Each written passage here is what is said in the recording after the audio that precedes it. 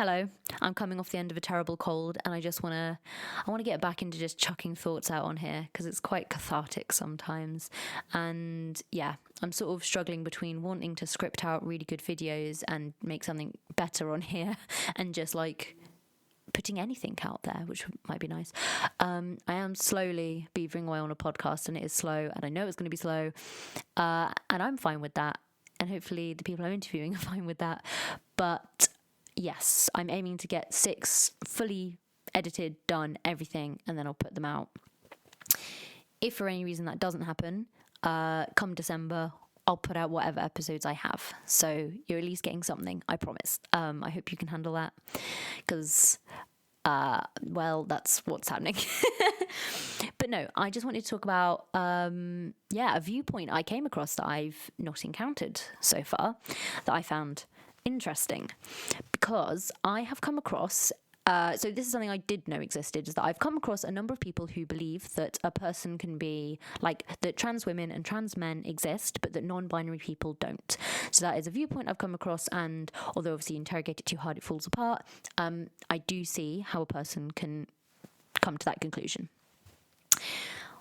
I've come across now a few people who will talk about the way that men who identify as women view womanhood and claim to have our experiences, and they'll find that offensive, and they won't like it, and I agree, I think it is offensive. However, will validate the non-binary the non-binary identities of women who wish to disidentify from womanhood, to the point of hectoring people for, in quotes, misgendering these women. So I found that interesting. And I didn't push it too much, and I didn't get into it too hard. Let's not cause a riot in the pub, but that was interesting. I've also come across, well, I suppose this isn't a viewpoint, this is just funny. Do you know who the people who are worst for misgendering, apart from obviously those of us who don't think that's a thing? People who request she/they and he/they pronouns. I don't know why. I was doing this is so stupid, but I was doing a show with a man that requested he/they pronouns and a woman that requested she/they pronouns. They both wanted, that was it, they both wanted they/them pronouns, and I spoke to each of them, I say privately. It wasn't like we'd gone off somewhere to a secret corner. I was just asking them about their requirements for the way the show was going to go, and they both, the man called the woman she, the woman called the man he, obviously, because that's what come naturally to us, but they didn't even go, oh, I misgendered them, sorry, I mean they, them. So I find that funny, that it is something I've noticed, that there is this interesting seam of non-binary identifying people that are very laissez-faire with other people's pronouns. And so, that got me onto something so this is very, very informed, and I'd like some thoughts from you guys.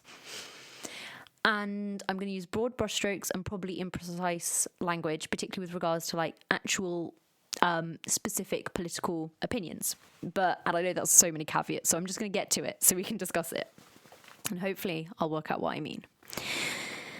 So I would say I approach the relationship between the sexes through the radical feminist lens. I feel like I'm not allowed to call myself a radical feminist because I don't feel like I do enough activism out in the real world to justify that. But certainly that's the analysis that I use of the world. And if I could have my utopia, there's a list. It could be a few different things, but they all come from that sort of radical feminist look at the world. And so I thought when I met, I'm going to say liberal feminists, that might not be the right word to describe precisely their politics or their analysis, but I'm just going to use that for simplicity's sake here. When I've come across these women, either in person or seeing them in the news, whatever, I assumed that they actually wanted what I wanted too, and they viewed the world in the same way as me. but that simply their strategy to achieve, better conditions for women was to make gradual, incremental legal change, perhaps with some compromise, but very pragmatically. Like, I would rather some change than no change, even if my ideal situation would, yes, be the huge feminist uprising we'd all love. But I also know, just seeing the number of women who are against feminism, let alone like women with the same like radical feminist analysis, that huge feminist revolution isn't going to come anytime soon. So I am very thankful and grateful for incremental changes. Again, it's not always perfect, and possibly there are compromises being made, but again, some change is better than no change. And I thought, that these women who were making these small legal changes, I say small as well, that's so rude. Like, in a lot of ways, they're really big changes, but you see what I'm trying to get at here. I thought that they wanted the same thing as me, but just that their approach was to make something happen. But I've come to see that actually there are quite a lot of women in the world who are fine. They only want these small changes. They don't want anything bigger. And obviously, I mean, it's been there for years, but now it's really becoming clear, this like split between like radical feminists and like gender critical.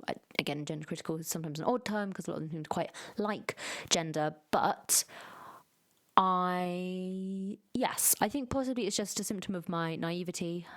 But yeah, I find it interesting, sort of the point at which women have gone, oh, that's enough liberation for me. And I just find that interesting, that there are women who are making amazing changes in the world, and it's not that they've just gone, I'm tired now and I can't carry on. It's that, no, they genuinely, that's where they think it should stop. We don't need anything more after that. And I feel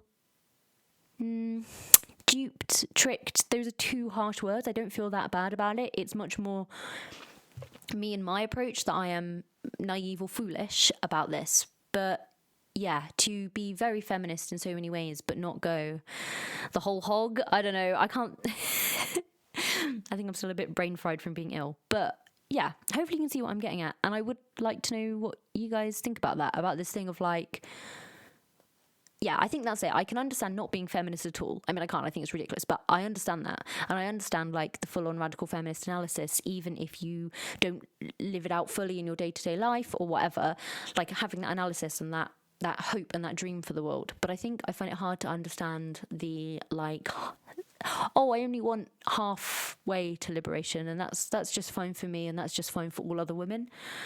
Thoughts, feelings, opinions on anything I've brought up? See you next week. There, I've said I'll see you next week, so I've got to come back next week. Bye.